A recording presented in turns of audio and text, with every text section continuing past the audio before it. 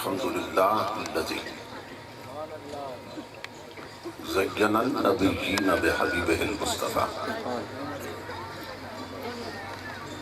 ومن على المؤمنين بنبيه المجتبى الصلاة والسلام على سيدنا ومولانا محمد خير الورى وعلى آله وأصحابه المتأدبين بالتقوى أما بعد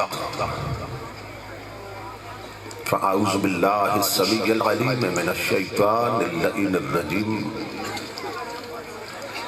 بسم الله الرحمن الرحيم لقد كان لكم في رسول الله أسوة حسنة صدق الله مولانا العظيم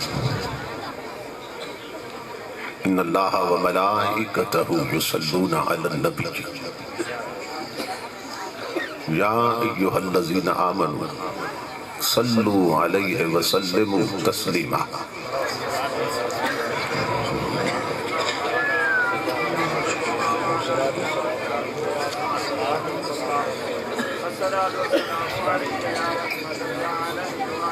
لائق صدر احترام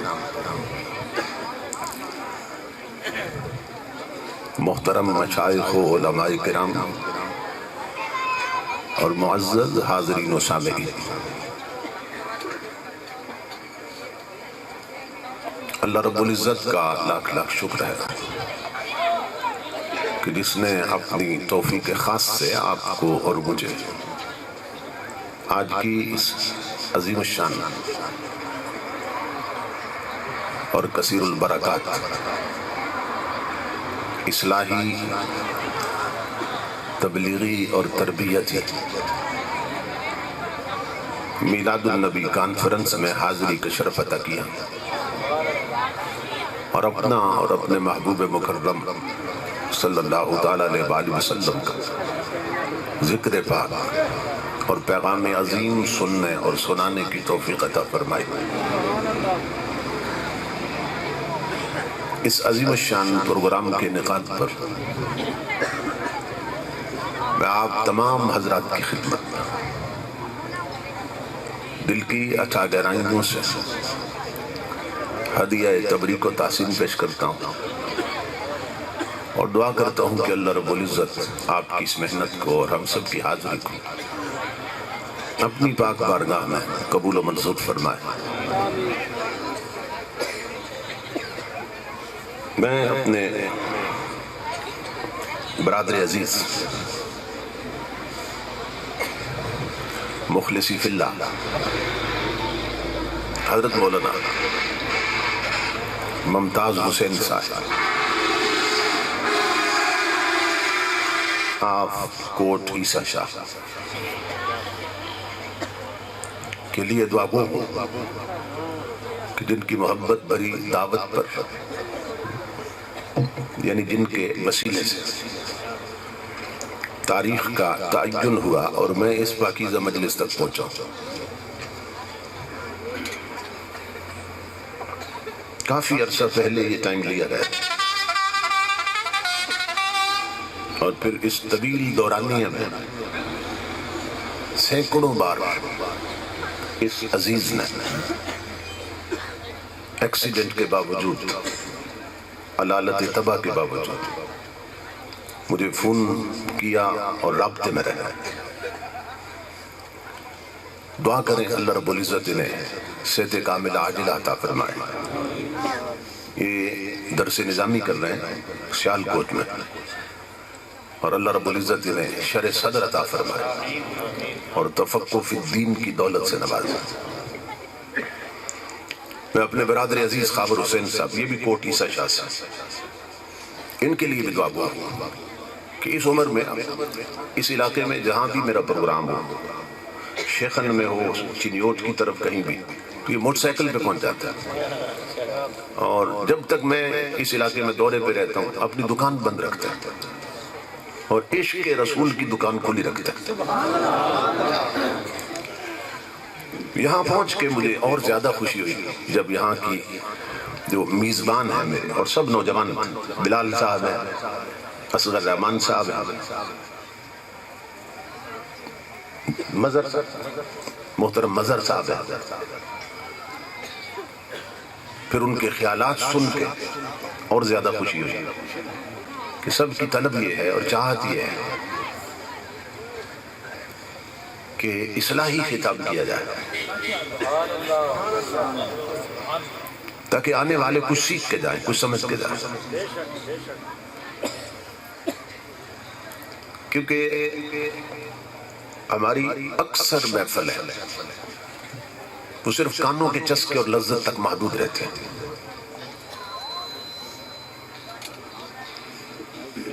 ذہنی تعیش تک محدود رہتے ہیں۔ قوم جب کانوں کی عیاش ہو جاتی ہے تو پھر اسے سرتال تو اچھی لگتی ہے، دوڑے اچھے لگتے ہیں، شعر اچھے لگتے ہیں، یعنی بندوں کا کلام اسے اچھا لگتا ہے، خدا کا کلام سناؤ تو بور ہوتے ہیں۔ میاں محمد کے کلام پہ جھومتی ہے مگر حضرت محمد کا کلام سناؤ تو بور ہو جاتے ہیں۔ تو یہ مزاج ہمارا تھا نہیں، بنا دیا گیا کہ جس خطے کے لوگوں نے شیخ الاسلام کے خطاب سنے ہوں، شیخ الحدیث حضرت علامہ محمد اشرف سیالوی کے خطاب سنے ہوں، مناظر اہل سنت حضرت علامہ عبد الرشید رضوی اور جنگوی کے خطاب سنے، تو یہ ہو ہی نہیں سکتا تھا کہ وہ قوم قرآن سے دور ہو جائے، حدیث سے دور ہو جائے۔ لیکن جو پہ نائل مسلط ہو جائے، گویے اور گلوکار مسلط ہو جائے کہ جن کے پاس اور کچھ نہ ہو، صرف سرتال ہو،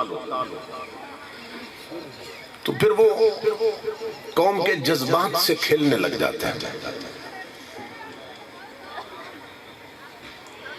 یعنی وہ قوم کے چسکے کی تو بات کرتے ہیں، قوم کے ذوق کی بات کرتے ہیں، لیکن قوم کی ضرورت کی بات نہیں کرتے۔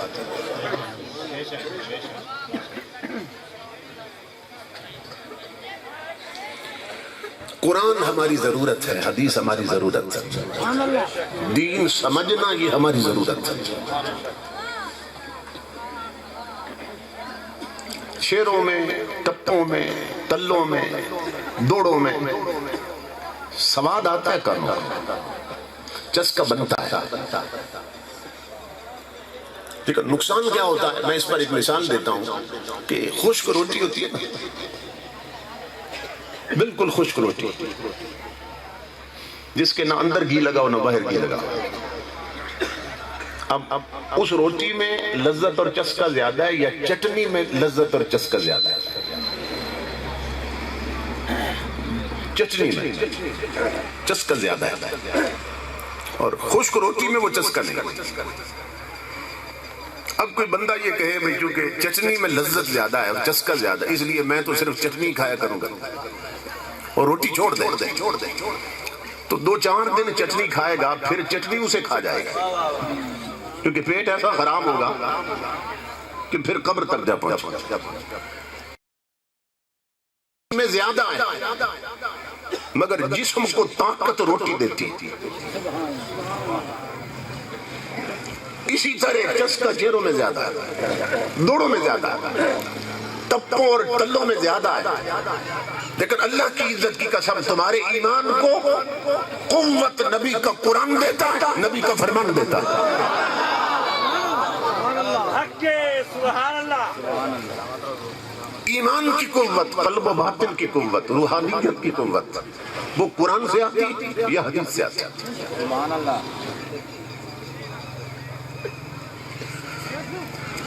آج ہماری گاڑیوں میں ہماری بسوں میں، ہماری کاروں میں، ہمارے ٹرکوں میں، ہماری سوزوکیوں میں، ہمارے رکشوں میں طوائفوں کے گانے چلتے ہیں، قرآن نہیں چلتا کہ ٹرک والے نے، سوزوکی والے نے، بس والے نے قرآن کی تلاوت لگا رکھی ہو، یا کسی شیخ الحدیث کا خطاب لگا رکھا ہو کہ جو قرآن پڑھ کے تفسیر کر رہا ہو یا حدیث پڑھ کے تفسیر کر رہا ہو، گانوں کی سیڑھیاں رکھی ہوئی ہیں کاروں میں،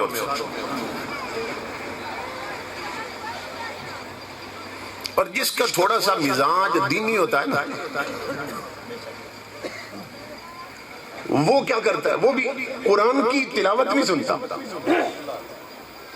حدیث پر مبنی خطاب نہیں سنتا، وہ پھر کیا کرتا ہے؟ وہ گانے نہیں سنتا تو پھر قوالیاں سنتا ہے،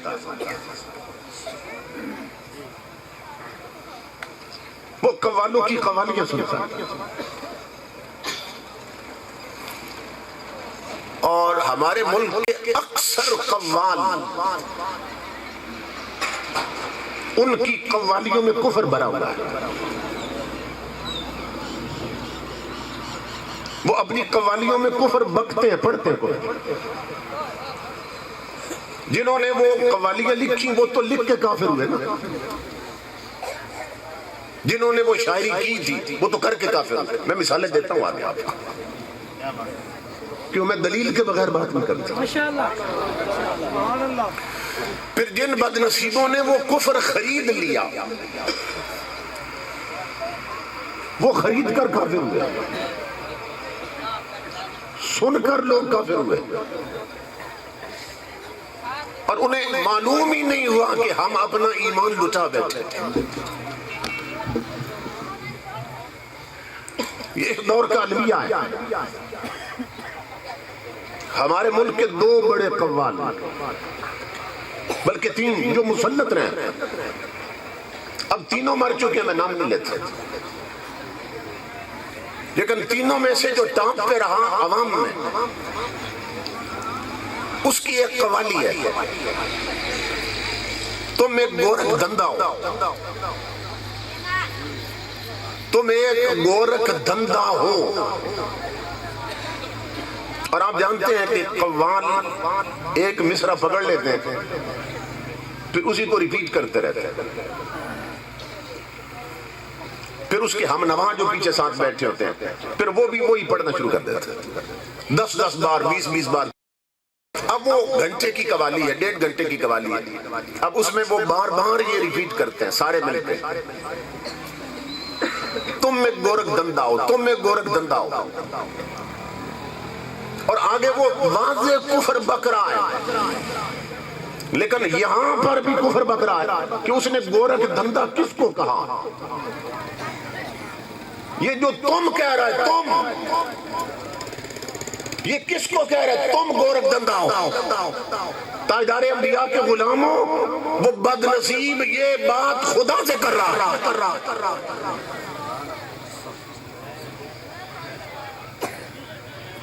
وہ خدا کو کہہ رہا ہے تم ایک گورکھ دندہ ہو۔ اب لاکھوں نہیں کروڑوں لوگ پاکستان کے اس بدبخت نے کافر بنا دیے، کیونکہ انہوں نے وہ کفر سنا۔ اسٹیجوں پہ وہاں لوگ اٹھے ہوئے، انہوں نے داد بھی دی کفر پر، امداد بھی دی، یعنی کفر کو پسند کیا، اور شریعت کا قانون ہے رضا بالکفر بھی کفر ہوتی ہے۔ اور تاجدار کائنات 15 صدیاں پہلے بتا کر گئے تھے تاکہ لوگ اس حدیث کو یاد رکھیں اور بچ سکیں کفر سے۔ امام الانبیاء نے فرمایا سیاتی زمان علی امتی، میری امت پہ ایک وقت آنے والا، یصبح الرجل مؤمنا ویمسی کافرا، یمسی مومنا ویصبح کافرا، بندہ صبح مومن ہوگا شام تک کافر ہو چکا ہوگا، کیونکہ وہ کفر سن رہا ہوتا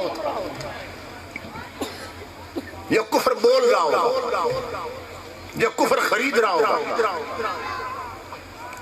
اور امام الانبیاء نے فرمایا شام کو مومن ہوگا صبح تک کافر، صرف ایک مثال دے رہا ہوں نا. ہمارے معاشرے میں کفر کئی انداز میں اپنایا جا رہا ہے. کفر کے کئی روپ ہیں جو لوگوں کو کافر بنا رہے ہیں. میں میاں والی جا رہا تھا خطاب کے لیے تو کوچ میں بیٹھا تھا. کوچ کے ڈرائیور نے یہ قوالی لگا دیا کہ ہر دور میں نا کوئی گانا ہٹ ہو جاتا ہے یا قوالی ہٹ ہو جاتی ہے. وہ جو ہٹ ہو جاتی ہے وہ پھر ایک ہی وقت میں پورے ملک میں ہر ہوٹل پہ اور گاڑیوں میں وہی پھر چلتی ہے. چند دن اس کو عروج رہتا ہے. تو ان دنوں میں وہ ہٹ ہوئی تھی اور وہ قوالی کیا تھی. اب وہ پڑھ رہا تھا جب اس نے کیسٹ لگائی تو اس میں یہ شعر بھی تھا جو خالص کفر بک رہا تھا. وہ کہہ رہا تھا اللہ کہتا ہے میرے پلے میں وحدت کے سوا کیا ہے.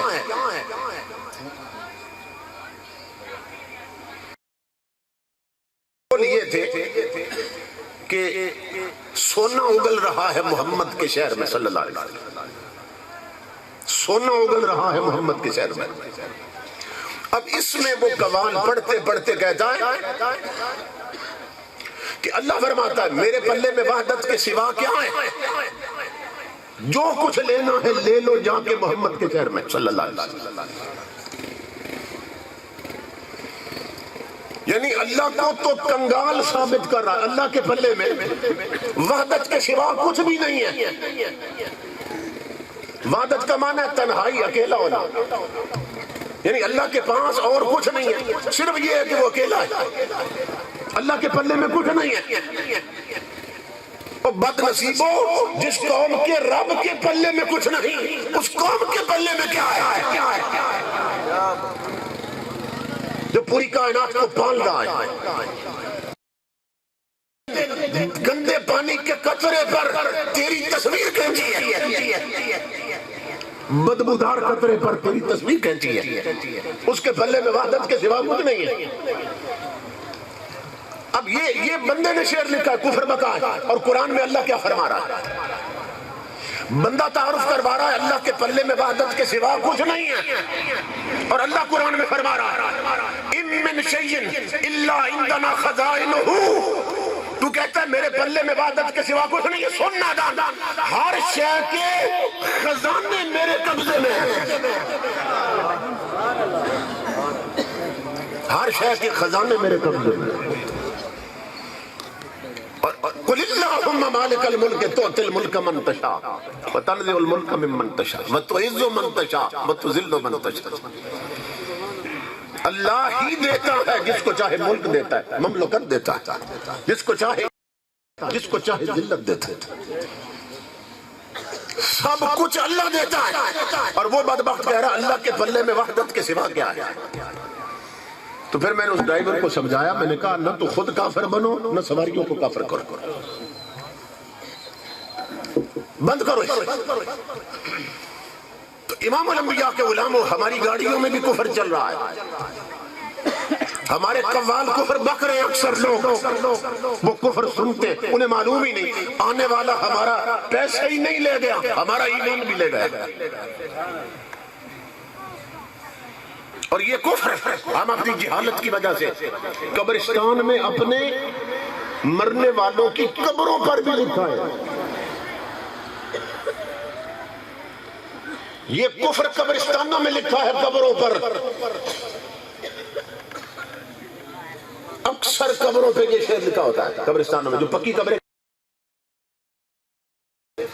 وائے گل چینے اجل کیا تجھ سے نادانی ہوئی. قبر پہ شعر لکھا ہے وائے گل چینے اجل کیا تجھ سے نادانی ہوئی. پھول وہ توڑا کہ گلشن بھر میں ویرانی ہوئی. جو گل چینے اجل ہے نا اس کے بارے میں قبر پر لکھ کر اس کو کہہ رہا ہے گل چینے اجل کو کہ تو بڑا نادان ہے، بڑا پاگل ہے کہ اس قبر والے کو تو نے مار کر اس گھر کا گلشن ہی اجاڑ دیا. تو نے کس کو کہہ رہا ہے؟ جس نے اس کو مارا ہے، جس نے اس کی روح نکالی. اور روح کس نے نکالی ہے ظالموں؟ اللہ نے. موت کون دیتا ہے؟ اللہ دیتا ہے. اور اس سے مراد اگر ملک الموت بھی لینا اسرائیل علیہ السلام تو یہ عقیدے کی کتابوں میں یہ عقیدہ لکھا ہے اہل سنت، قرآن و سنت کی روشنی میں توہین کفر ہے، اسی طرح اللہ کے فرشتوں کی توہین بھی کفر ہے۔ اللہ کی توہین کرنے والا جس طرح کافر ہوتا ہے، اسی طرح فرشتوں کی توہین کرنے والا بھی کافر ہوتا ہے۔ تو وہ قبر پہ لکھا ہے لوگ کہ اس کو مارنے والے تو نے بڑی بے وقوفی کی ہے، بڑی نادانی کی ہے، معاذ اللہ استغفر اللہ۔ میرے آقا کے غلام، ابھی معلوم نہیں ہمارا کیا حشر ہونے والا ہے قبرستانوں میں، کیونکہ ہم قبریں بھی بھول چکے، قبرستان بھی بھول چکے۔ اکثر قبرستانوں میں جو لوگ شکاری کتے رکھتے ہیں نا، وہ قبرستانوں میں بھی خرگوش کا شکار کھیلتے ہیں، شکاری کتے چھوڑ کے قبروں پر۔ پنڈی کے قریب ایک گاؤں ہے ٹھلیاں، وہاں کچھ سمجھدار لوگ، انہوں نے مجھے بلایا وہاں پہ اور دکھایا انہوں نے مجھے پرانا قبرستان، ان کے پردادا لکڑ دادا جو اوپر گزرے تھے، پرانا قبرستان تھا اور نیا الگ بنایا تھا۔ تو پرانے قبرستان میں قبروں پر انہوں نے جانور باندھ رکھے تھے، گھوڑے، گدھے، بھینسیں اور گائیں، یہ قبرستان میں باندھ رکھی تھی قبروں پر۔ تو قبریں بھول گئے، ہم نے بھی تو قبروں میں جانا ہے، قبرستان بھول گئے کہ ہم نے بھی تو قبرستان میں اترنا ہے۔ تاجدار انبیاء کے غلام، تو یہ پرانے وقتوں کی بات ہے، اب معلوم نہیں کیا حشر ہونا ہے۔ حضرت شیخ ابو بکر کتانی بہت بڑے اللہ کے ولی گزرے، کئی صدیوں پہلے گزرے، وہ فوت ہوئے تو انہیں قبرستان میں نا جگہ خالی تھی، وہاں دفن کیا گیا، ان کی قبر بنائی گئی۔ ولی فرماتے ہیں کہ کافی عرصے بعد وہ مجھے خواب میں ملے، حضرت شیخ ابو بکر کتانی، تو میں نے دیکھا خواب میں کہ اپنی قبر کے باہر کھڑے ہیں اور زاروں قطار رو رہے ہیں۔ میں بڑا حیران ہوا، اتنے بڑے اللہ کے ولی ہیں اور اپنی قبر کے باہر کھڑے رو رہے ہیں۔ معلوم نہیں قبر میں انہیں کوئی تنگی ہے، کوئی عذاب ہو رہا ہے معاذ اللہ، لیکن سمجھ نہیں آ رہی تھی، اتنے بڑے اللہ کے ولی اور اپنی قبر میں رو رہے ہیں۔ میں قریب گیا، میں نے کہا حضرت آپ کیوں رو رہے ہیں؟ کیا قبر میں کوئی عذاب ہے، کوئی تکلیف ہے قبر میں؟ تو کہتے ہیں اللہ کی عزت کی قسم، شیخ ابو بکر فرمانے لگے میرے رب نے مجھ پہ بڑے کرم کیے، میں اپنے لیے نہیں رو رہا ہوں، میں رو اس لیے رہا ہوں کہ جب سے میں، جس دن سے میں اس قبرستان میں دفن ہوا ہوں، تب سے اب تک 1000 مسلمان میتیں آ چکی ہیں قبرستان میں۔ یہ اللہ کا ولی فرما رہا ہے، جب سے میں دفن ہوا ہوں یہاں 1000 میتیں آ چکی ہیں قبرستان میں، اور رو اس لیے رہا ہوں کہ ان 1000 مرنے والوں میں سے صرف 2 ایمان پر مرے ہیں، باقی سارے کفر پہ مرے ہیں۔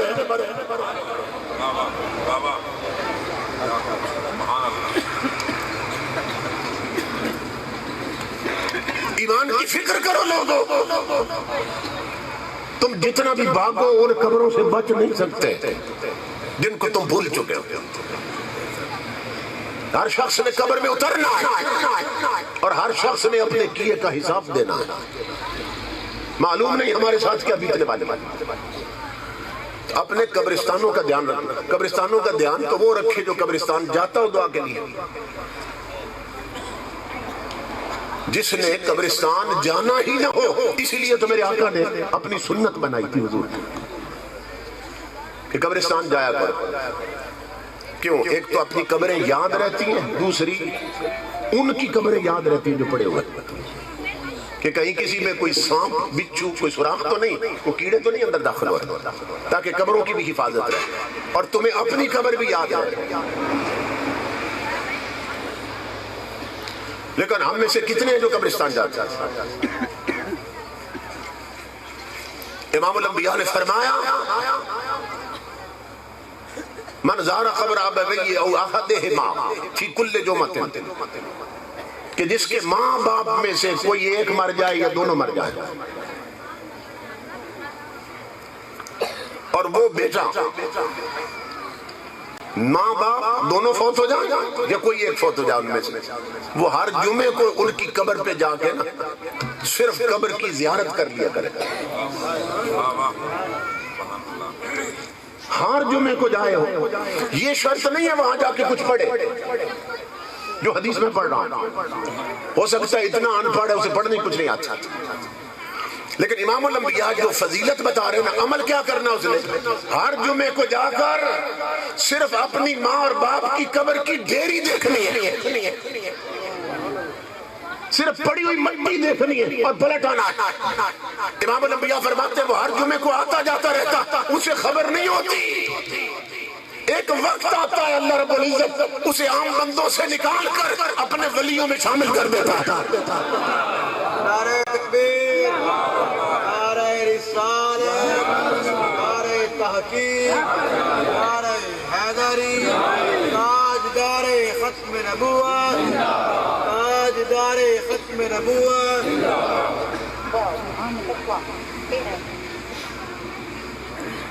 کتنا بڑا اعزاز ہے، کتنا بڑا اعزاز. کرنا کیا ہے؟ صرف ان کی قبر کی زیارت کرنی اور پلٹ آنا. لیکن کتنے لوگ ہیں جو جاتے ہیں؟ اب دیکھیں نا، ہمارے ماں باپ جیسے بھی ہوئے ہیں تو ماں باپ، یہ جو حضور نے فرمایا کہ ماں کے قدموں میں جنت ہے، اس میں ساتھ یہ نہیں فرمایا کہ ماں 5 وقت کی نمازی ہو تو تب جنت، حاجن ہو تو تب جنت، یا تلاوت قرآن کرتی ہو، یہ بہت نہیں. ماں ہے جیسی بھی ہو، ماں ہے جیسی بھی ہو، ہر اولاد کی جنت ماں کے قدموں تلے. تو امام الانبیاء کے علماء، اب چونکہ کئی عنوان دیے گئے نا مجھے، یہ لکھی ہوئی ساری چیزیں، تو اس لیے میں ذرا ادھر ادھر بھی جاؤں گا، سائیڈوں پہ نکلوں گا میں. اس لیے امام الانبیاء کے علماء اب میں دعوت فکر دے رہا ہوں، وہ ہمارے ماں باپ جیسے بھی ہوں، ہر جمعے قبر کی صرف زیارت کر لے، مٹی دیکھ لے، وہ تو اب ولی بن جائے. تو جو مدینے جا کے گنبد خضرا تک لے وہ کیا بنے گا؟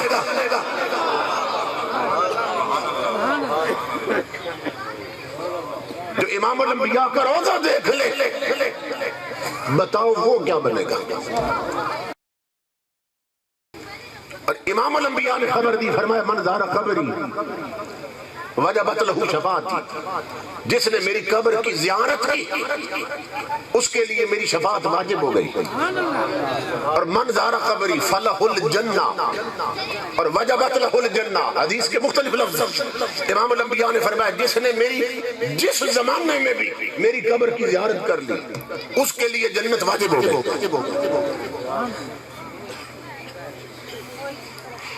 آج 15ویں صدی ہے، ہم جب جاتے ہیں نا مدینہ پاک تو آپ جانتے ہیں کہ اب جو حضور کی قبر مبارک ہے وہ جالیوں کے اندر ہے، اور صرف جالیوں کے اندر نہیں ہے، پھر اندر پردے لگے ہیں، پردے چھت سے شروع ہوتے ہیں اور زمین تک جاتے ہیں، پھر ان پردوں کے اندر 4 دیواری، پھر آگے قبر ہے.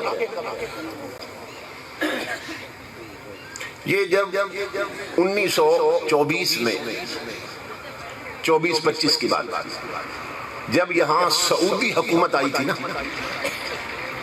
اس کا پہلا نام سعودی عرب نہیں تھا، یہ یاد رکھیں، اس کو حجاز مقدس کہتے تھے یا اس کو عرب شریف کہہ دیتے تھے. یہ صرف عرب شریف تھا یا حجاز مقدس کہتے تھے اس کو. تو یہ سعودی عرب کب بنا؟ جب 1924 میں یہاں سعود بن عبد العزیز کی حکومت آئی، تو جو حکمران تھا اس کا نام تھا سعود، تو جو اس کی سلطنت تھی اس کو پھر سعودی سلطنت کہنے لگے، یعنی سعودی عرب، سعود والا عرب. 1924 میں بنا ہے سعودی عرب. اب ان کا چونکہ مذہب اور ہے، عقیدہ اور ہے، یہ چاہتے تھے کہ حضور کا گنبد بھی چھپا دیا جائے. یا گنبد کو گرا دیا جائے. پہلی پلاننگ یہ تھی جب یہ آئے نا یہاں پہ یہ بدمذہب لوگ، تو پہلا ان کا منصوبہ یہ تھا کہ گنبد کو گرا دیتے. لیکن ترکی کے عاشقوں نے، ترکی کے مسلمانوں نے وہ ہر دور میں حضور کے عاشق رہے. ترکی کے مسلمانوں نے، اور ترکی کا جو حکمران تھا اس نے اعلان کر دیا، اس نے کہا خبردار یہ روضہ گنبد خضرا ہم نے بنایا، کیونکہ یہ ترکی والوں نے بنایا تھا. اور سنو سعودی حکمرانوں، اگر تم نے اس کو گرا دیا تو ہم چیلنج کر رہے تھے میں گنبد خضرا نظر نہیں آئے گا تو پھر دنیا کے نقشے میں سعودی عرب بھی نظر نہیں آئے گا. میں ایسا حملہ کروں گا تمہارا وجود مٹا کے رکھ دوں گا. گنبد کی طرف نہ سوچنا اس کو گرانے کے لیے. کیوں؟ اس لیے کہ انہوں نے اس کو بنایا اس طرح تھا امام الانبیاء کے غلاموں کہ سنے تو ایمان تازہ ہو جاتا ہے. یہ گنبد خضرا آپ جانتے ہیں، یہ جو حضور کا سبز گنبد ہے، یہ کس چیز کا بنا ہے؟ یہ پلاسٹک کا نہیں ہے، فائبر کا نہیں ہے، سونے اور چاندی کا نہیں ہے، یہ پتھر کا بھی نہیں ہے. یہ کس چیز کا ہے؟ یہ جب ان کی حکومت تھی ترکی کے مسلمانوں کی، انہوں نے کیا کیا کہ ایک اعلیٰ نسل کا بیج لیا، بیج، اس کو زمین میں، ایک اچھی زمین میں، زرخیز زمین میں، اس کو انہوں نے بیج کو بو دیا. اب آپ جانتے ہیں بیج کو پانی دیتے ہیں تو پھر وہ کومپل نکلتی ہے. ترکی کے عاشقوں کا عشق دیکھتے، وہ بیج جو بویا تھا، بیج سے لے کر درخت بننے تک امام الانبیاء کے غلاموں کو اسے سوائے آب زمزم کے کچھ نہیں پلایا جائے.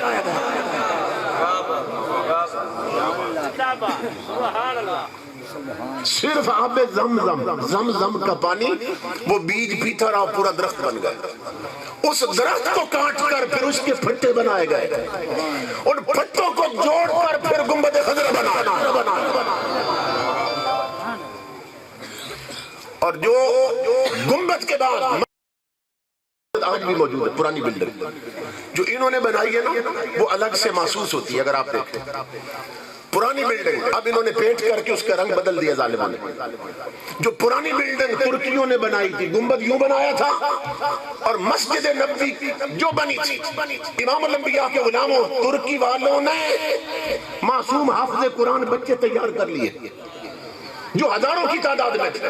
وہ بچے بٹھا دیے اور انہیں بتایا کہ مسجد نبوی کی ہر اینٹ باندھ میں لگے گی، ہر اینٹ پر ختم قرآن پہلے ہوگا.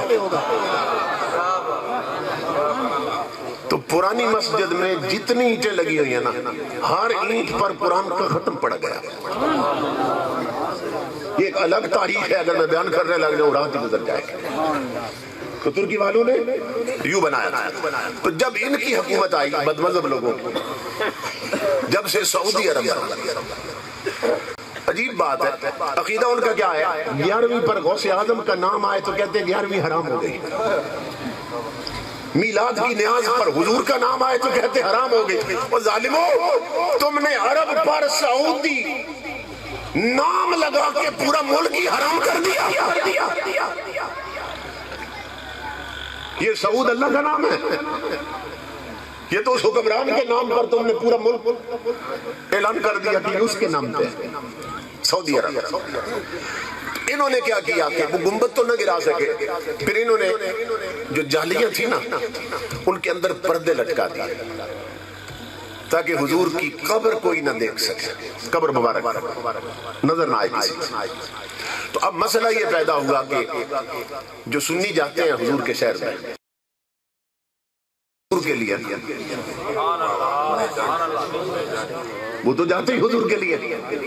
اللہ نے یار کا ڈیرا اپنے ڈیرے سے الگ بنائی اس لیے.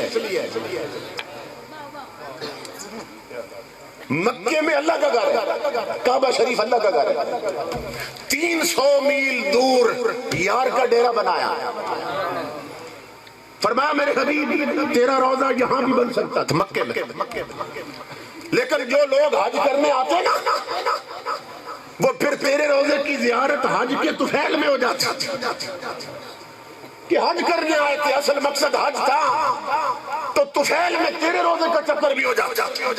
فرمایا میں اپنا ڈیرا الگ تیرا الگ رکھوں گا تاکہ میرے لیے الگ سفر کرے، تیرے لیے الگ سفر کرے۔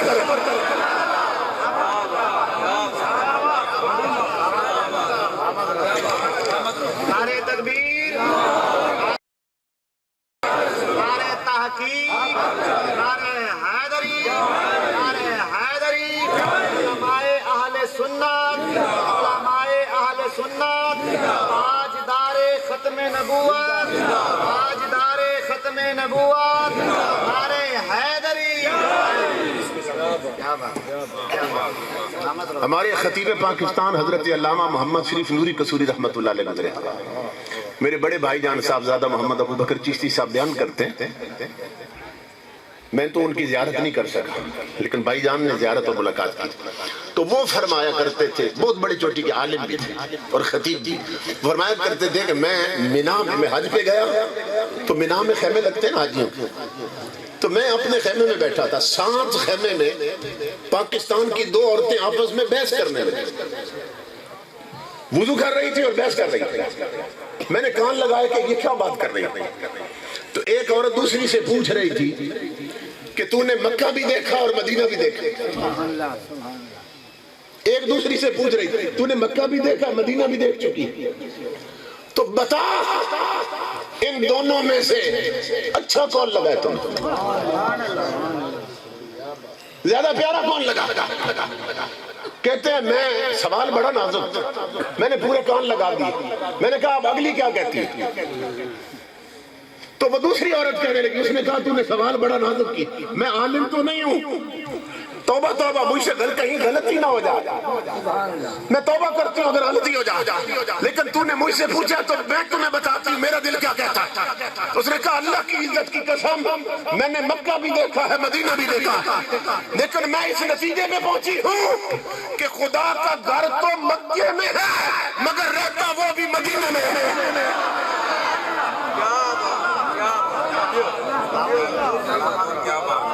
اس لیے کہ جو سکون، جو لذت، جو جلوے، جو جمال، جو حسن، جو خوشبو مدینہ میں ہے وہ کہیں نہیں ہے۔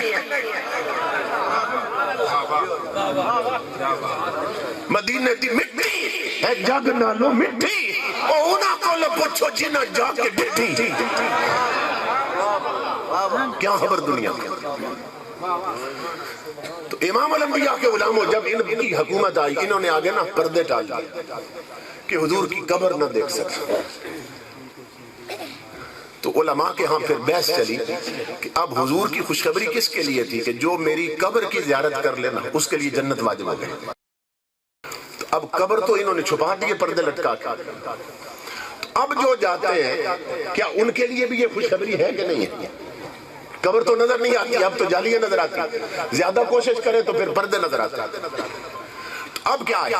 تو علماء نے لکھا، تمام علماء نے کہ جو لوگ مدینے گئے ہی حضور کے لیے تھے اور کیا لینا تھا انہوں نے مدینے میں، وہ گئے ہی حضور کے لیے تھے، انہیں قبر نظر آئے نہ آئے جنت ان پہ واجب ہو گئی۔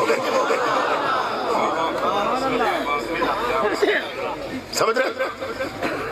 اب سنو جو نقطہ میں سمجھانے لگا، میرے آقا کے غلاموں، ہم جیسے گناہگار لوگ، ہم جیسے کمینے اور پاپی لوگ آج 15ویں صدی میں صرف روضہ رسول کو تک لیں، صرف جالیوں کو دیکھ لیں، صرف گنبد کو دیکھ لیں تو جنتی ہو جائیں۔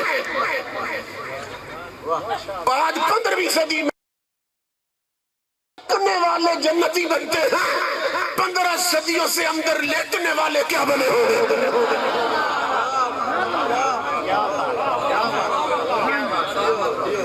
تاجدار کائنات کے ساتھ لیتے ہیں، ابو بکر عمر لیتے ہیں، صدیق و فاروق لیتے ہیں، سمجھ رہے؟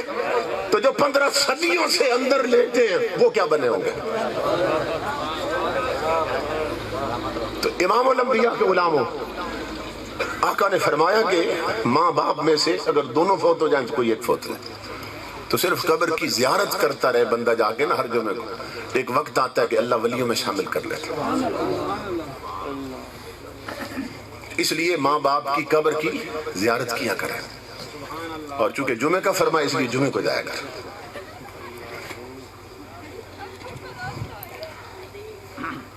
امام شامی لکھتے ہیں، بہت بڑے عالم امام ہیں فقہ، وہ فرماتے ہیں 70,000 نبیوں نے ہجرت کی تھی، 100-200 نہیں، اور عام بندے نہیں، 70,000 نبی انہوں نے ہجرت کی، اپنے وطن چھوڑ دی، اپنی زمینیں چھوڑ دی، اور مدینے میں مکے میں آ کے آباد ہوئے تھے. 70,000 نبی مکے میں آباد ہوئے تھے، اپنے وطن چھوڑ کے وہ نبی مہاجر بن گئے اور مکے میں آ گئے. امام شامی لکھتے ہیں وہ کیوں آئے تھے؟ کہتے ہیں اس لیے کہ ان نبیوں کو خبر تھی کہ رب کا ماہی اسی شہر میں آئے گا، رب کا آخری نبی آخری حبیب اسی شہر میں آئے گا. تو نبیوں کو یہ چھڑوا گئی کہ اسی شہر میں رہیں گے، وہیں فوت ہوں گے، وہیں دفن ہوں گے، وہیں ہماری قبریں بنے گی. اور اس طلب میں قبر بنا رہے ہیں مکے میں. ہو سکتا ہے کسی دن پھرتے پھراتے یار اپنے قدم رکھ جائے. 70,000 نبی مہاجر بن گئے، وطن چھوڑے، صرف اس لیے کہ قبروں کے باہر ہی مصطفیٰ اپنا قدم رکھ دیں، قبر کے اوپر ہی قدم رکھ دیں مصطفیٰ. اور آقا کا میلاد منانے والے اپنا مقدر دے، تیری قبر کے اندر مصطفیٰ تشریف لاتے ہیں.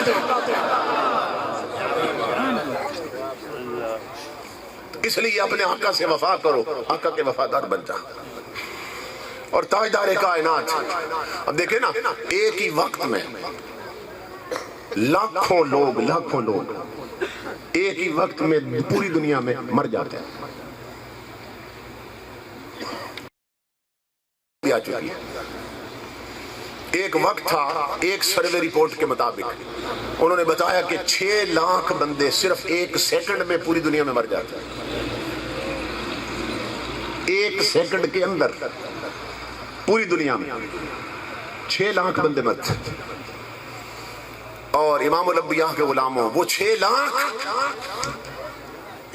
کوئی امریکہ میں ہے، کوئی افریقہ میں ہے، کوئی مشرق میں، کوئی مغرب میں، کوئی پہاڑ پر، کوئی میدان میں، کوئی ڈیرے پر، کوئی شہر میں.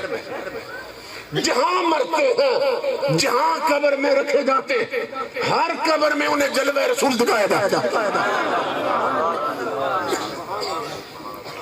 ہر قبر میں حضور جلوہ گر ہوتے ہیں. تو ایک ہی وقت میں لاکھوں بندے قبر میں اترتے ہیں، اور ایک ہی وقت میں سارے حضور کی زیارت کر رہے ہوتے ہیں. امام جانتے ہیں کہ میرے امتیوں کے گھر کہاں پہ ہیں اور میرے غلاموں کی قبریں کہاں ہیں. غلام گھر میں ہو تو گھر پہنچ جاتے ہیں، قبر میں ہو تو قبر میں پہنچ جاتے ہیں، اور ممتاز قادری جیسا جیل میں ہو تو جیل میں پہنچ جاتے ہیں.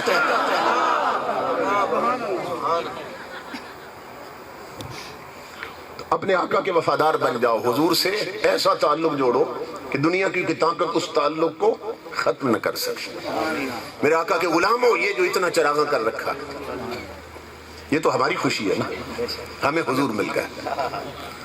یہ جو بینر لگا رکھے، اور یہ جو جھنڈے لگا رکھے، اور یہ جو سٹیج سجا رکھا، تو یہ سارا کچھ کیوں ہے؟ اس خوشی میں کہ حضور آ گئے، آقا تشریف لائے.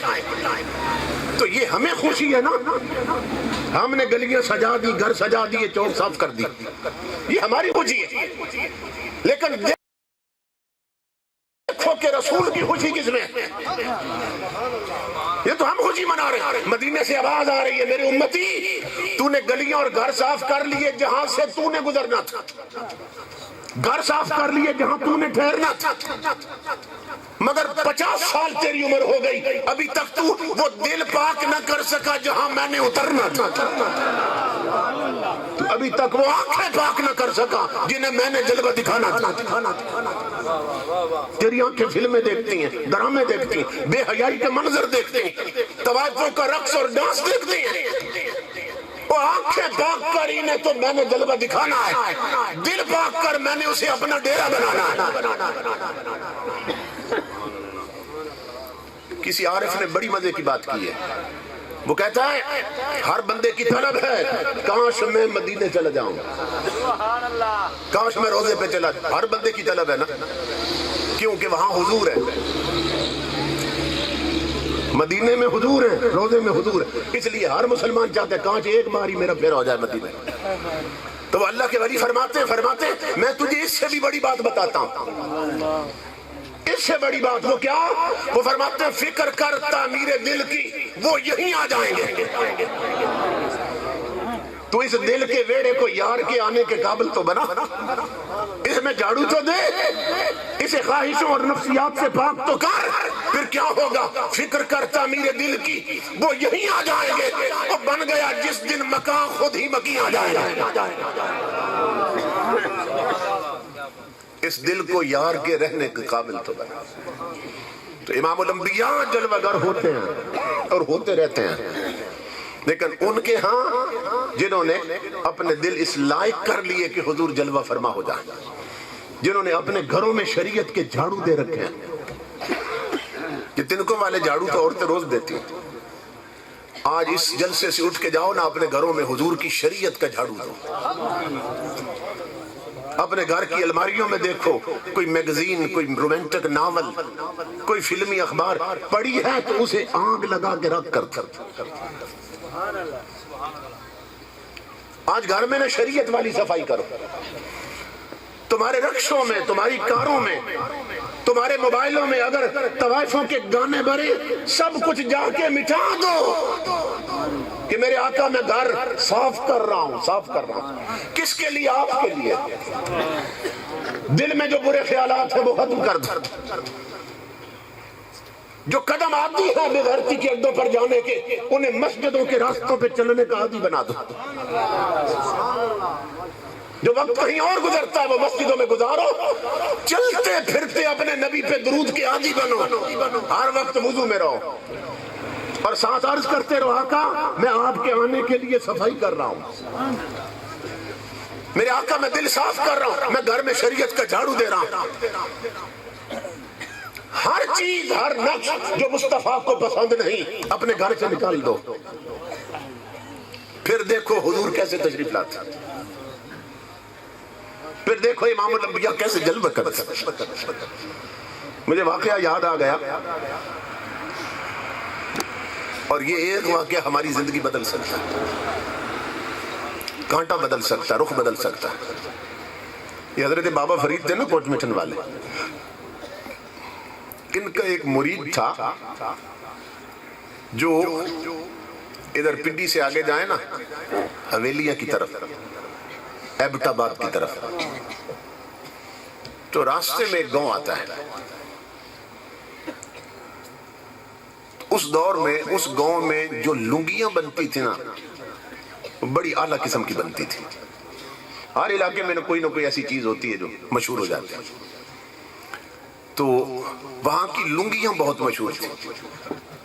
تو وہ مزدور آدمی تھا، غریب آدمی تھا، لیکن کیا کرتا کہ ہر سال اپنے پیر کی زیارت کو جاتا، تو اپنے شہر کی اچھی سی خوبصورت لنگی خرید کے نا تحفے کے طور پر اپنے پیر کے لیے لے جاتے، اور کمال یہ ہے اپنی لنگی پھٹی ہوتی پیر کو نہیں پیش کرتا، محبت شیخ اپنے کپڑے پرانے ہیں، شیخ کو نئی لنگی دے رہا ہے۔ مزدور آدمی تھا لیکن تھوڑے تھوڑے پیسے جمع کر کے نا لنگی کے بنا لیتا، سال بعد حضرت کو تحفے میں دیتے۔ ایک سال ایسا آیا غریبی نے گھر میں ایسے پنجے گاڑے نا کہ غریب لنگی بھی نہ بنا سکتا، سال گزر گیا لنگی بھی نہ بن سکتا۔ پھر سوچنے لگا جو بندہ کہیں جائے نا تو ہمیشہ کچھ لے کے جائے، پھر اسے خالی ہاتھ جاتے ہوئے شرم آتی ہے، تو وہ سوچنے لگا بھئی میں ہر سال لنگی لے جاتا تھا اپنے شیخ کے لیے، تو اس دفعہ تو غربت کی وجہ سے لنگی بھی نہیں بن سکی، اب خالی ہاتھ جاؤں گا تو حضرت سے کیسے سامنا کروں گا، کیسے ملوں گا، تو دل میں شرمندہ ہو رہا تھا، پہ مشکل ہو جائے گی حضرت سے بات کرنا بھی کہ خالی آج جا رہا ہوں، ہر سال لے جاتا تھا۔ تو پھر سوچنے لگا چلو اس سال میں نہیں جاتا، جب لنگی نہیں ہے تو میں جاتا ہی نہیں۔ وہ نہیں گیا اس سال، اگلے سال کا انتظار کرنے لگا۔ امام الانبیاء کے غلاموں، پھر اس نے نا محنت مزدوری کی، خود بھوکا رہا مگر کچھ پیسے جوڑ لیے، اور جوڑ کر کیا کیا، پہلے ایک خریدتا تھا لنگی، اب اس نے 2 خرید لی، کہ ایک تو اس سال کی ہے نا، اور ایک پچھلے سال کی قضا بھی ادا کرنی ہے، اب 2 لنگیاں خرید لی کہ پیر کو پیش کروں گا، اب شرمندگی تو نہیں ہوگی نا، اب تو میں نے کسر نکال دی۔ امام الانبیاء کے غلاموں 2 لنگیاں لے کے گیا، جب حضرت کے پاس پہنچا تو دونوں لنگیاں پیش کی، حضرت نے لنگیاں دیکھی تو رونے لگ گئے، اور اپنے خادم سے فرمایا ماچس لاؤ، ماچس آگ لے کے آؤ۔ وہ غریب بڑا حیران ہوا، یہ کیا کرنے لگے؟ آپ نے نا ماچس منگوا کے، آگ منگوا کے نا دونوں لنگیاں رکھ کے انہیں آگ لگا دی۔ اس غریب کی چیخ نکلی، حضرت میں نے تھوڑے تھوڑے پیسے جوڑے تھے، خود بھوکا رہا اور آپ کی لنگیوں کے لیے جوڑتا رہا، پچھلے سال کی قضا بھی میں نے ادا کر دی، اور اب لایا ہوں 2، تو کیا غریب کا تحفہ پسند نہیں آیا؟ سننا جو حضرت نے بات کی وہی میں آپ کو کہنے لگا۔ حضرت بابا فرید رو کر فرمانے لگے بیٹا یہ گل نہیں، او اون چیز کو بالا جیڑی یار کو جدا کری،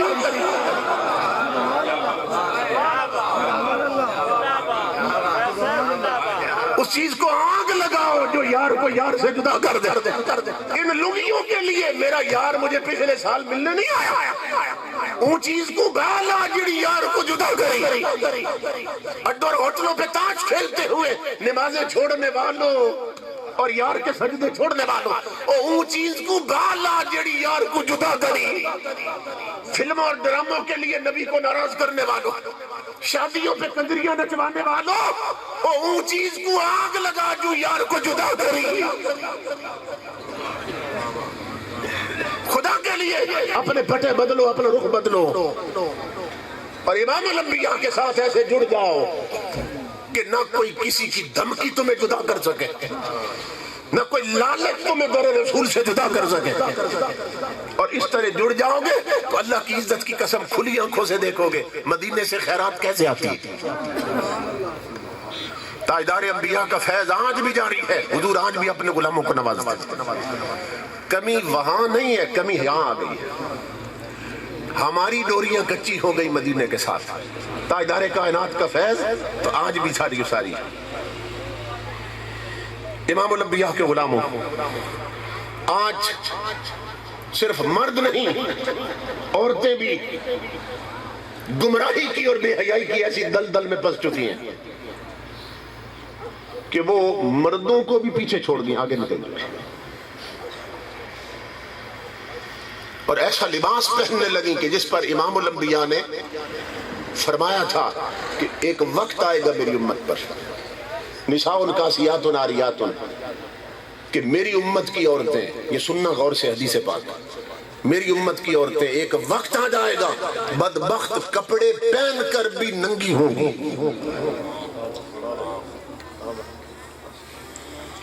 دیکھیں لفظوں پہ غور کریں کہ کپڑے پہن کر بھی ننگی ہوں گی، یہ نہیں فرمایا اتار کر، کیونکہ اتار کر تو ہر کوئی سمجھتا ہے کہ ننگی ہوگی۔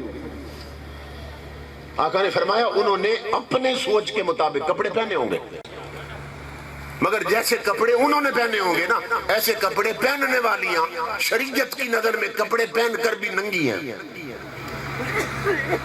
کیونکہ شریعت لباس کے آداب مقرر کرتی ہے۔ یہ نہیں ہے کہ اپنی مرضی سے جیسے کپڑے عورتوں کے من چاہا بنوا لی اور پہن لیے، اور آج یہی صورتحال بن چکی، کیونکہ جب کسی کے ہاں بیٹی کی شادی ہوتی ہے نا، یہ بیٹے کی شادی ہوتی ہے، تو بچیوں کے جتنے کپڑے خریدنے نا سب ماں خریدتی ہے، باپ فارغ، بہو کے لیے لہنگا کیسا ہونا چاہیے یہ فیصلہ عورت نے کرنا ہے. شادی پر بیٹیوں کا لباس کیسا ہوگا یہ سب فیصلے عورتیں کرتی ہیں اور شاپنگ بھی وہی کرواتی ہیں. اور امام الانبیاء نے فرمایا تھا ناقصات العقل والدین، عورت کا دین بھی ناقص ہوتا ہے، عقل بھی ناقص ہوتی ہے. یہ امام الانبیاء نے خبر دی. تو عورتوں کو اس کی پرواہ اور خبر ہی نہیں ہے کہ میں بیٹی اور بہو کے لیے جو لباس خرید کر اسے پہناؤں گی، مدینے سے آواز آ رہی ہے تیری بیٹی کپڑوں میں نہیں ہے، ننگی ہے. تیری بہو کپڑوں میں نہیں ہے، ننگی ہے. حضور فرما رہے ہیں. امام الانبیاء فرماتے ہیں میری امت پہ وقت آئے گا عورتیں کپڑے پہن کر بھی ننگی ہوں گی. اس کے 3 معنی اس حدیث کے 14 صدیوں کے جتنے مفسرین اور شراح حدیث گزرے ہیں انہوں نے بیان کیے. ہر صدی کے محدثین نے 3 معنی بیان کیے کہ حضور کی شریعت کی نظر میں عورت کپڑے پہن کر ننگی کیسے ہوتی ہے. اب میرے آقا کے غلاموں غور سے سنو. اب یہ 3 تکڑیاں ہیں جس پر ہم اپنے گھر کی عورتوں کو تول سکتے ہیں، دیکھ سکتے ہیں کہ کیا ہمارے گھر کی عورتیں اور بچیاں ان 3 میں سے کسی کیٹیگری میں آتی، کسی کھاتے میں آتی. اور اگر آتی ہیں تو انہیں بتاؤ تم کپڑوں میں نہیں ہو، تم ننگی ہو اور مرنے کے بعد جہنم تمہارا انتظار کر رہی. ان بچیوں کو بتاؤ تو ابلتی ہوئی گرم چائے نہیں پی سکتی، جہنم کا کھولتا ہوا پانی کیسے پیے گی؟ کہ کپڑے پہن کر بھی تو ننگی ہے خدا رسول کی نظر میں. ایک معنی کہ عورتیں اپنے لباس کو نہ چھوٹا کر دیں گی. یعنی پہلے پورے بازو ہوتے تھے، اب آپ دیکھتے ہیں کہ عورتوں نے چونکہ چوڑیاں پہننی ہوتی ہیں، بازو پورا اوپر ہو تو چوڑیاں تو چھپ جائیں گی. تو چوڑیاں دکھانے کے لیے بازو ہی انہوں نے ہاف کروا دیے، آدھے کٹے ہوئے بازو، ہاف کٹ. اب وہ پہنتے ہیں. اور بازاروں شہروں میں بغیرتی اس سے بھی بڑھ چکی ہے. انہوں نے وہ تو کاندھوں تک ہی ننگی ہو گئی. یہ شادیوں پر برادری کی عورتیں کیا صورتحال بن چکی ہے. شارٹ ڈریس پہنتی ہیں، بین ختم ہو گئے. یہ گریبان گلمہ جس کو کہتے ہیں، اتنے کھلے گلمے. اور گلمے کیوں کھلے رکھے؟ اس لیے کہ یہاں لاکٹ پہننا ہے، 7 لڑا ہار ہونا ہے، گولڈن چین ہونی ہے، یہاں پہ زنجیر سونے کی. اب اگر گریبان یہاں تک ہوا، بین ہوا اور اوپر دوپٹہ آ گیا تو وہ تو چھپ جائے گا. تو یہاں سے تو کپڑا ہٹا کے رکھنا ہے نا. یہاں سے وہ 7 لڑا ہار جہاں تک لٹک رہا ہے وہاں تک کپڑا نہیں آگے دینا، کیونکہ پھر 7 لڑا ہار پہننے کا مقصد کیا اگر دنیا دیکھے نہیں تو وہ اپنے ہار دکھاتی رہی اور شریعت میں ہار گئی. وہ اپنے ہار دکھاتی رہی اور نبی کی غلامی میں ہار گئی، خدا کی بندگی میں ہار گئی. اسے خبر نہیں تھی کہ دنیا صرف ہار نہیں دیکھتی ہے، ہاروں کے پیچھے چھاتیاں بھی تو ہیں، عورت کا سینہ بھی تو ہے. لیکن بہو بیٹیاں شادیوں پر ویڈیو بنواتی ہیں، ویڈیو وہ 7 لڑے ہار پہن کر آگے سے دوپٹے ہٹا دیتی اور کیمرہ صرف 7 لڑے ہار اس کی تصویر نہیں بناتا، چھاتیوں کی بھی بناتا ہے. اور وہی سیڑھیاں بنتی ہیں، پھر پورے خاندان میں تقسیم ہوتی ہیں اور گھر گھر دیکھی جاتی اور کسی کو کانوں کان احساس نہیں، خبر نہیں ہوتی ایک گھر کی عزت کتنے گھروں میں نیلام ہو گئی. خدا کے لیے سوچو. میرے آقا کے غلاموں 15 صدیوں پہلے حضور نے خبر دی عورتیں کپڑے پہن کر بھی ننگی. اور دوسرا معنی کہ کپڑے اتنے ٹائٹ ہوں گے، اتنے تنگ لباس ہوگا، ڈھیلا ڈالا لباس نہیں ہوگا. عورتیں چست اور تنگ اور ٹائٹ لباس پہنے گی کہ جسم کے کچھ حصے جنہیں چھپا کے رکھنا ضروری تھا وہ ٹائٹ اور تنگ لباس ہونے کی وجہ سے خود ابھر کے سامنے آ جائے گا. اتنے ٹائٹ کپڑے. تو امام الانبیاء فرماتے ہیں کہ ایسی عورت بھی کپڑے پہن کر ننگی ہے جو تھوڑے کپڑے پہنتی ہے، کچھ حصہ ننگا اور کچھ حصے پہ کپڑے، وہ بھی کپڑے پہن کے ننگی ہے. اور تیسرا معنی کہ گرمیوں میں کپڑے اتنے پتلے پہنے گے، باریک لباس ہوگا، کپڑے اتنے پتلے ہوں گے کہ کپڑے پہن کر بھی اندر سے اس کا جسم نظر آ رہا ہوگا۔ تو امام الانبیاء نے فرمایا ایسی عورت کپڑے پہن کر بھی ننگی ہے۔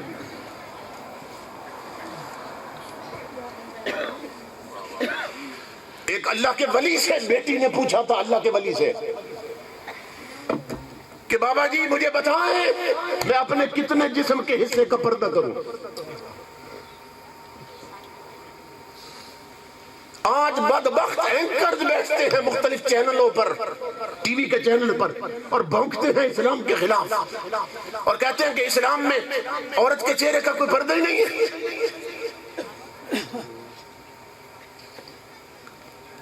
سنو امام الانبیاء کے غلاموں، اللہ کے ولی سے بیٹی نے پوچھا ابا جی میں اپنے جسم کے کتنے حصے پر پردہ کروں، چھپا کر رکھوں کتنے حصے؟ انہوں نے فرمایا میری بیٹی ایک ہی بات ہے، آخری اور پہلی بات، اپنے جسم کے جس حصے کو جہنم سے بچانا چاہتی ہو نا وہاں تک کپڑے ڈالو۔ اپنے جسم کے جتنے حصے کو جہنم سے بچانا اس کو چھپا کے رکھو۔ امام الانبیاء نے خبر دی میری امت کی عورتیں اس طرح بدبخت اور بد نصیب ہو جائے گی۔ پردہ، شرم، حیا اور غیرت کیا ہوتی ہے؟ یہ ہارون الرشید تھا، اس کی بیوی تھی ملکہ زبیدہ، اور یہ اتنا بڑا بادشاہ تھا کہ انگریز ہسٹورین لکھتے ہیں، تاریخ دان، کہ سورج چڑھتا بھی اس کی سلطنت میں تھا اور ڈوبتا بھی اس کی سلطنت میں تھا۔ اتنی بڑی حکومت اللہ نے دی تھی مسلمانوں، 3 بر اعظم اس کی سلطنت میں آتے تھے۔ اس کی جو بیوی تھی ملکہ زبیدہ بہت اللہ سے ڈرنے والی عورت۔ ایک دن نا بادشاہ جب دربار سے آیا اپنے محل میں، گھر پہنچا بیوی کے پاس، اس نے نا سر پر دوپٹہ باندھ رکھا تھا، تو سر سے دوپٹہ اترنے نہیں دے رہے، بندھا ہوا تھا نا سر کے ساتھ۔ تو ہارون رشید حیران ہوا، اس نے کہا کہ میں تیرا خامد ہوں، تو بیوی ہے، اور پہلے تو میرے سامنے بے تکلف بیٹھ جاتی، تیرے بال نظر آتے رہتے، سر سے دوپٹہ سرک بھی جاتا ہے، میاں بیوی جو ہوئے اس میں تو کوئی حرج نہیں تھا، لیکن آج تو نے سر سے دوپٹہ باندھ کیوں رکھا ہے؟ وہ رونے لگ گئی، کیا غیرت تھی ان عورتوں کی۔ اس نے کہا میرے سرتاج، آج میں نا غسل کرنے کے بعد، سردیوں کا موسم، غسل کرنے کے بعد میں اپنے محل کی چھت پہ چلی گئی تھی کہ دھوپ میں نا اپنے بالوں کو خشک کرتی ہوں، وہاں کنگھی کروں گی اور بال خشک ہوں گے دھوپ میں، تو مجھے نہیں معلوم تھا دوسرے کسی محل کی چھت پر کوئی غیر محرم کھڑا تھا۔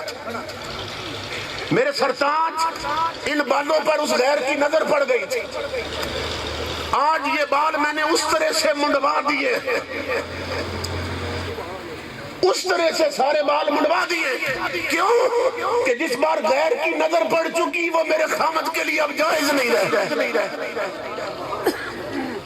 وہ بال اس لائق نہیں کہ میرا خامد دیکھے کیونکہ غیر کی نظر پڑ چکی۔ اس دور کی شہزادیوں کا اور بادشاہوں کی بیگمات، ان کی غیرت اور شرم حیا یہ تھی۔ اور اب جھگی میں رہنے والے جی، انہوں نے وہاں LCDs لگا رکھی، ٹچ موبائل رکھے اور گانے بھرے ہوئے، تو ہم کس راستے پہ چل رہے ہیں؟ ان جلسوں کا مقصد یہ ہے کہ اپنے ٹوٹے ہوئے رابطے اپنے رسول سے بحال کرو اور تاجدار کائنات کے سچے غلام بن جاؤ۔ امام الانبیاء کے غلاموں، تاجدار کائنات کا دین ایک کمپلیٹ کوڈ آف لائف، ایک مکمل ضابطہ حیات۔ یہ نہیں ہے کہ زندگی کے کچھ حصے پر تو رہنمائی دے اور کچھ حصہ ایسا ہو جس کے بارے میں رہنمائی کوئی نہ ہو اسلام میں۔ وہ میں چہرے کے پردے کی بات کر رہا تھا۔ ام المومنین حضرت عائشہ صدیقہ فرماتی ہے یہ مومنوں کی وہ ماں ہے کہ امام الانبیاء فرماتے ہیں کہ جبریل آتے میرے پاس اور میرے پاس کھڑے ہوتے اور عائشہ بیٹھی ہوتی میرے پاس، اور جبریل مجھے کہتے یا رسول اللہ آج حضرت عائشہ کو میرا بھی سلام پہنچا دے، اور رب کہتا ہے میرا بھی سلام پہنچا دے۔ وہ ام المومنین حضرت عائشہ کہ جن کے بستر پر یہ آقا کی تمام ازواج میں سے واحد زوجہ ہے حضور کی، یہ تنہا حضرت عائشہ کی جان ہے۔ امام الانبیاء فرماتے اور کسی بیوی کے بستر پر میں تھا تو مجھ پر قرآن نہیں اترا، لیکن عائشہ کے بستر پہ ہوتا ہوں تو مجھ پہ قرآن بھی اترتا۔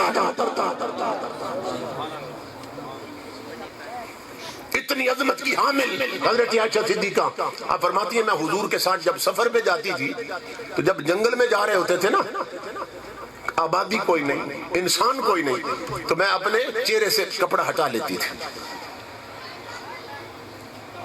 حضور کی اجازت دیتے کہ ہٹا لو گرمی ہے، کیونکہ بندہ کوئی نہیں یہاں، اور جہاں تھوڑی سی آبادی نظر آتی، دور سے مکان نظر آتا، تو سنو حضرت عائشہ کیا فرماتی ہے۔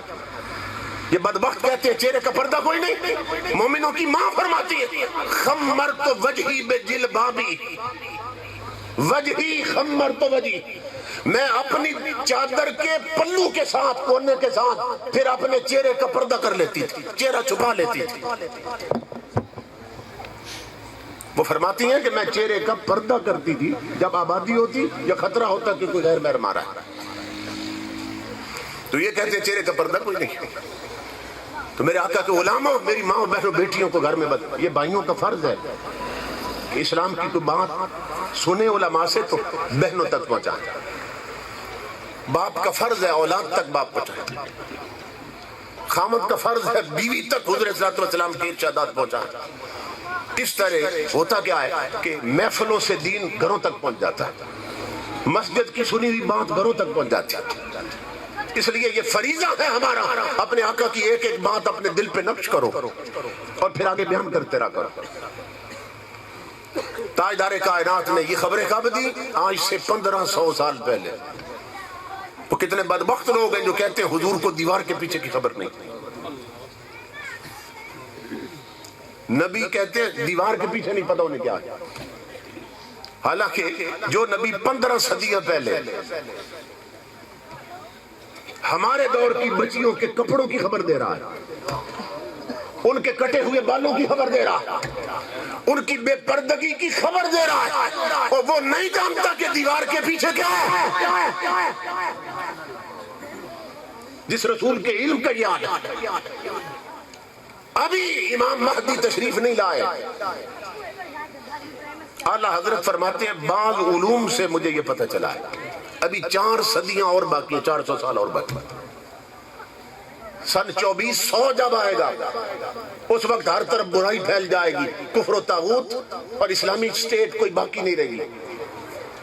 اعلیٰ حضرت فرماتے ہیں بعض علم جو پڑھے تھے اعلیٰ حضرت نے، کیونکہ اعلیٰ حضرت 52 سائنسز اور علوم پر انہیں دسترس تھے، 52 علوم جانتے تھے اعلیٰ حضرت۔ تو اب 4 صدیاں پڑی اور آخری صدی میں حضرت عیسیٰ علیہ السلام بھی آئیں گے اور حضرت امام مہدی بھی تشریف لائیں گے۔ تو وہ جب اپنی آرمی بنائیں گے، فوج تیار کریں گے، بیعت لیں گے لوگوں کو کہ میرے ساتھ تم نے جہاد کرنا ہے، عیسائیوں کے خلاف، یہودیوں کے خلاف اور کافروں کے خلاف، اور اپنی فوج بنائیں گے اور وہ جہاد کریں گے، اور گھوڑے بھی اس جہاد میں استعمال ہوں گے۔ یہ حدیث پاک بات، لیکن میں بتا رہا ہوں حضور کا علم کیا ہے۔ تمہارے میرے نبی فرماتے ہیں وہ جو آخری صدی میں، اس کے بعد پھر قیامت، آقا فرماتے ہیں وہ جو جہاد کریں گے نا مجاہد، انی لعارف اسماءہم واسماء آبائہم والوان خیولہم، امام الانبیاء فرماتے ہیں میں ان مجاہدوں کے نام بھی جانتا ہوں، میں ان کے ماں اور باپ کا نام بھی جانتا ہوں، اور تمہارے میرے نبی فرماتے ہیں جن گھوڑوں پر وہ جہاد کریں گے میں ان گھوڑوں کے رنگ بھی پہچانتا ہوں۔ تو تصور کرو نبی کا علم کہاں تک ہے، جو گھوڑوں کے رنگ بھی پہچانتے ہیں، وہ امتی کا ڈھنگ نہیں جانتے، انہیں نہیں خبر کہ امت کیا کر رہی۔ تو تاجدار انبیاء نے خبر دی میری امت پہ یہ وقت آنے والا ہے اور میری امت میں یہ خرابیاں ہوں گی، اور اس میں امام الانبیاء نے ایک خبر یہ بھی دی تھی کہ طلاق عام ہو جائے گی، گھر اجڑنے لگ جائیں گے۔ اور آج کی سروے رپورٹ کے مطابق ہمارے ملک میں جو سروے رپورٹ آئی ہے اس کے مطابق ہمارے پاکستان میں سب سے زیادہ طلاق واقع ہو رہی ہے اور سب سے زیادہ گھر اجڑ رہے ہیں. یا خاوند طلاق دے دیتا ہے یا بیوی 6 مہینے بعد جب شادی ہوتی ہے نا یا سال بعد عدالت پہنچی ہوتی ہے خلا لینے کے لیے کہ میری اس سے جان چھڑاؤ. 15 صدیاں پہلے حضور نے خبر دی تھی میری امت میں طلاق عام ہوگی, گھر اجڑنے لگ جائے. اور پھر یہ ہے کہ آج دیکھ لیں پھر ہوتا کیا ہے, طلاق دے دیتے ہیں اور پھر چاہتے یہ ہے کہ 3 طلاقوں کے بعد وہ پھر میری بیوی بن جائے.